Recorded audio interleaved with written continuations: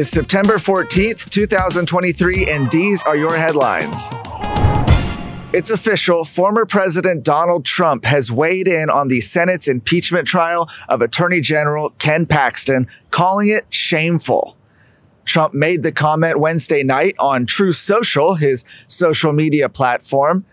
He blamed establishment rhinos for trying to undo the election of Paxton, who he called one of the toughest and best attorneys general in the country, saying that they want to see him replaced with a Democrat or worse.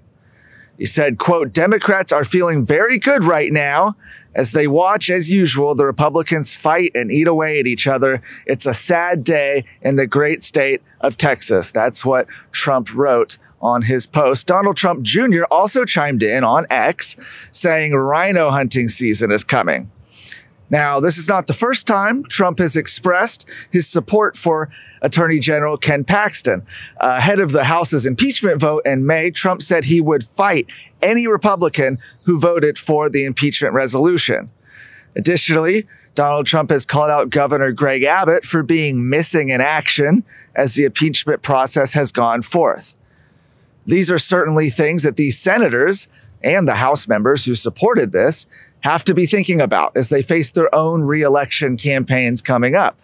Trump, of course, being the front runner for the presidential nomination again. Today, the nature of the impeachment trial shifted. Now, last night, the House accidentally rested their case early. That's right, accidentally, with Rusty Hardin, one of the lead prosecutors, bungling his words and accidentally resting the case. So today, we now have the defense presenting its own witnesses, and they've started with current employees of the Office of the Attorney General. One of those employees was Austin Kinghorn, who is the Associate Deputy Attorney General for Legal Counsel, essentially replaced Ryan Vassar. We might remember his testimony from last week. Kinghorn was taken through the impeachment charges levied against Paxton and provided perspective that revealed just how flimsy these charges have been. I won't go through all of them, but here are a couple examples. One of the charges claims that the Office of the Attorney General put together what they've called a, quote, sham investigation after a group of employees, former employees now, went to the FBI and accused Ken Paxton of illegal activity.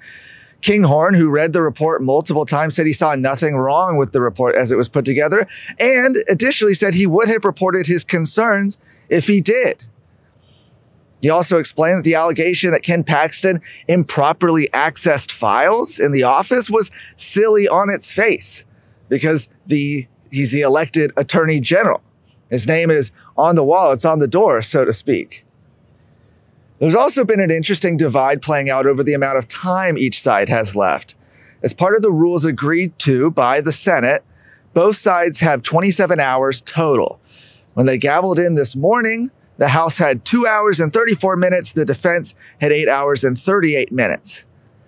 That's a pretty big disparity and what is being called poor clock management by those impeachment prosecutors. Now, as we record this right now in the afternoon, the defense is still inside presenting their witnesses. Right now, they're talking with the head of human resources at the Office of the Attorney General.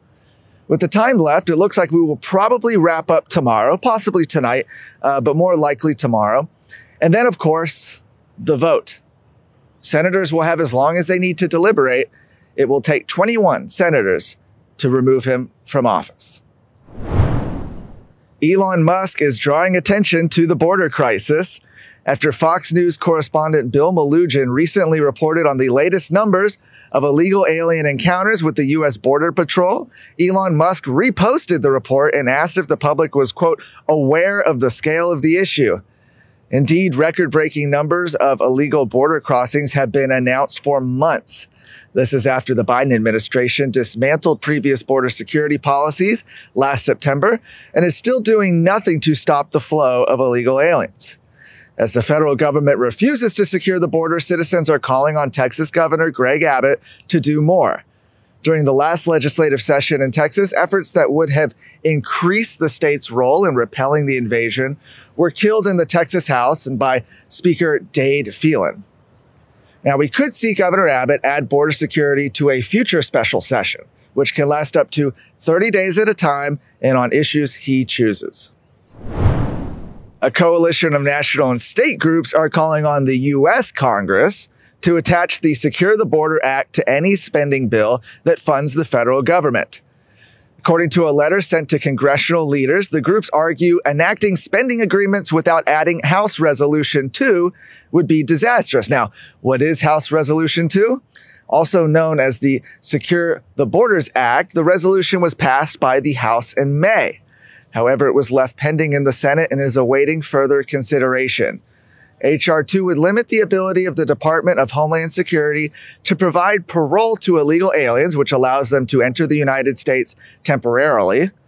The bill also would require DHS to resume activities relating to building a wall along the southwestern border and require DHS to construct at least 900 miles of border wall and physical barriers along the border. With the federal funding due to expire on September 30th, Texans for Strong Borders, America First Policy Institute, Advocates for Victims of Illegal Alien Crime, Border 911, Center for the American Way of Life, and even more have joined this coalition and are urging Congress to include the act in the spending bill. For more news of the day, follow me on X @BWaltons or go to TexasScorecard.com. No ads, no paywalls, no government grants, and no corporate masters. Just real news for real Texans. This is Texas Scorecard.